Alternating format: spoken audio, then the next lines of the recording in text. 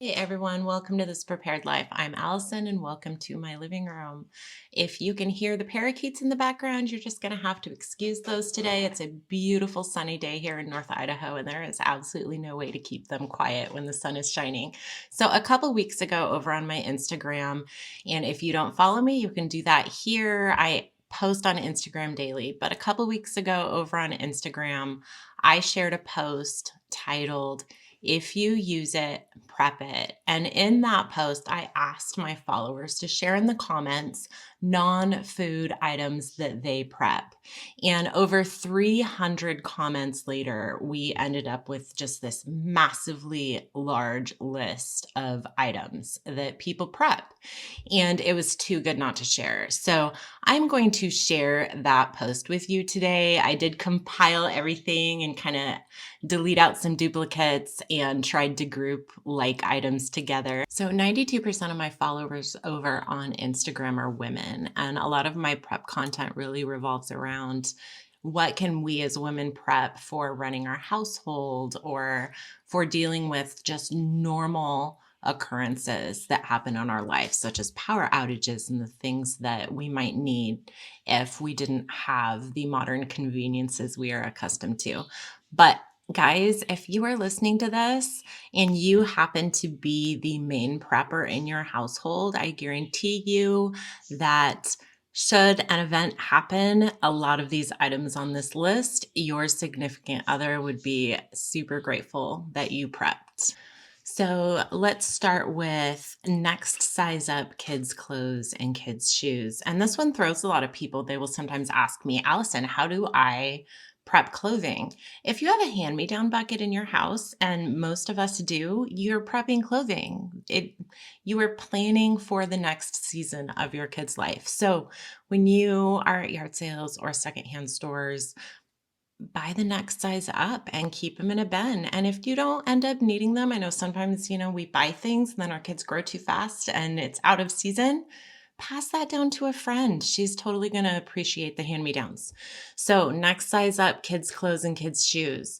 Foot pedal sewing machine. I thought this one was great. Sewing kits, fabric, thread, rain gear, socks, underwear, undergarments. That's a great one. When I see the undergarments that my family prefers on sale, I buy them and I keep a bin in my basement. And then when someone needs something, I pull that out. They have brand new. And the next time that item is on sale, I replace it and it goes back in my bin. So you don't have to buy these things and they are sitting there somewhere for 40 years and then they get thrown away. Buy these things and rotate them through and replace them with new. That's no waste prepping. Hand and foot warmers. These things are great. We live in North Idaho. It's very cold here, so those are nice to have. Sleeping bags, linens, blankets, and blackout curtains. Blackout curtains are great. I keep a bin full of different kinds of curtains, different kinds of sheets, all kinds of things that we can use for various different purposes. So one of the things that I tell people to think about is as you go through your day, look at the task you are doing and ask yourself, how would I do this if I had no power? And how would I do this if I had no running water? And whatever that task is, if that task is cooking or laundry, that's a great way to think about your day and kind of make a list then of the supplies you might need or the skills that you might need to accomplish those things. So here's some more things from our list. We have parchment paper, foil, canning supplies, jars and lids, paper plates, can openers, plastic bags, cast iron. I love my cast iron. Large cooking pots. If you do a lot of canning, you probably already have a lot of these things. Water filters, iodine tablets, buckets and containers. All of the buckets I use in my food storage, I use food safe buckets. And that is there's two reasons why. One, because sometimes I am pouring food directly in a bucket and sometimes I'm using a Mylar bag. If I'm pouring food directly in a bucket, I want to just grab a bucket and not have to check that it's food safe. The second reason is in an SHTF scenario, those buckets are going to double and be able to be used for water if needed. So all of the buckets I use, I buy food safe buckets for. Seeds, garden supplies, garden tools, seed starting supplies. It's coming up on garden season for a lot of us. Do you have the things that you need to get your garden going and in the ground? Alcohol. This is great for a lot of different reasons. Making tinctures, trade, barter, stainless steel utensils, a kettle, briquettes, non-electric appliances. This is a great one. We get so used to doing the tasks using our mixer or immersion blender or our Cuisinart to shred cheese.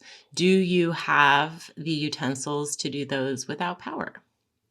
A camp stove, portable burners. How are you going to cook if there's no electricity?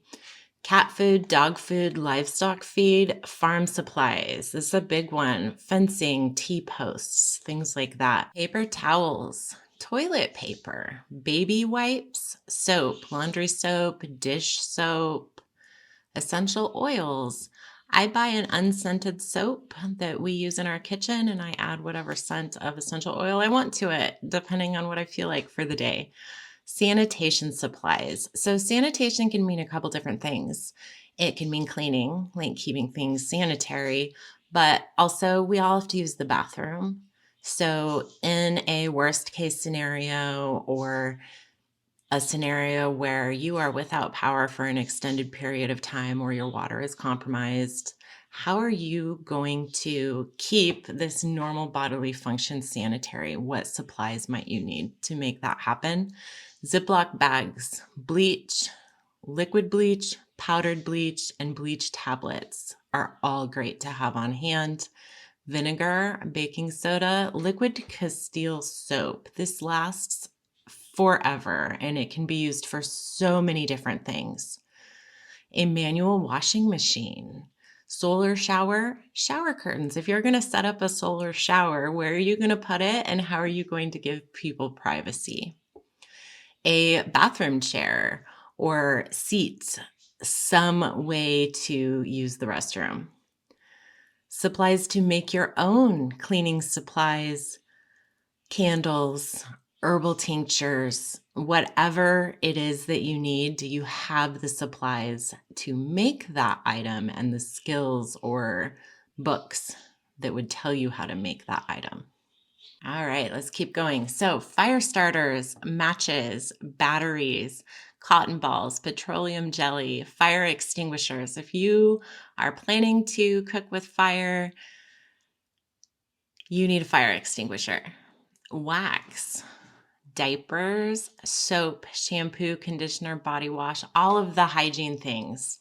Toothpaste, toothbrushes, Vaseline, sunscreen, lotion, feminine hygiene products, whether these are disposable pads and tampons, whether these are reusable menstrual cups or reusable pads. This is a much needed item.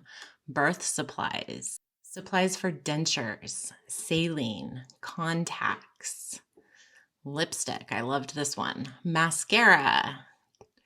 We're not always planning for SHTF. Sometimes we just want comfort, conveniences, and it is totally okay to prep lipstick and mascara, ladies. Deodorant, hair dye, razors, appliance parts. Do you keep parts on hand for any of the appliances in your house? Filter replacements, fuel filters, oil filters, vacuum filters, water filters, so many different filters that we use on a regular basis. Do you have an extra one laying around, or whenever one needs replaced, you then have to order it? Tire repair kits. This is so important. Oil, fuel stabilizer, bikes and bike parts, propane, tools, flashlights, lanterns, lamp oil, wicks, kerosene, tarps, solar lights, and candles. We absolutely love the Lucy solar lights here. I think the oldest one we have is, I don't know, it's old, and they have gone on many, many, many 10, 15-day backpack trips, and they are still going strong. So Lucy solar lights are a great one. Plastic sheeting. What if you needed to cover your doors and windows for some reason? How are you going to attach that plastic sheeting? So duct tape, super glue, flex seal, wood, 2x4s, hardware, screws, nails, hinges, wire, pipe, fishing line, fishing hooks, paper maps. That is so important. We are so reliant on our phones and just pulling up a map to get somewhere. Do you have paper maps of your location or locations you plan to be at? Paracord, rope, safety pins, multi-tools, zip ties, windshield wipers. I thought this was an interesting one and a really good idea. So this lady keeps extra windshield wipers for every single car they own. And she never has, when they go bad, she already has one. Knives and sharpeners and car parts, right? Moving on to first aid supplies. And this is by no means a complete list. So first aid supplies, individual first aid kits, stethoscopes, nebulizers, surgical kits, suture kits, and dental kits. IV fluids, catheters, tourniquets, reading glasses, extra prescription glasses, allergy meds, rubbing alcohol and peroxide, over-the-counter medication and prescription medication, supplements, vitamins, and probiotics, Band-Aids, gauze, antibiotic cream, wraps, splints, slings. We have a family member who has knee issues. I keep knee braces in our preps. Liquid Band-Aids and herbs. Freedom seeds, those are important. Bow and arrow, self-defense items. Communications, printed how-to information. This one is so important. A list of phone numbers. If you were in an emergency and for some reason your phone was broken, do you know the phone numbers of the people you need to call? It's really good to keep a home emergency binder if you don't already have one. Let's see, toys for kids, paper, pens, school supplies, homeschool materials. I thought that was a great one. Board games, playing cards, an ebook reader. And I'm going to add to that one. If you are storing electronics, then you need to look into Faraday cages. Books are so important. All the books, fiction books, nonfiction books, every book. Just fill your house with books. Be a book hoarder. Cash is important. And these ones are not necessarily tangible items, but I thought they were just incredibly important. Skills, one of the most important things to prep.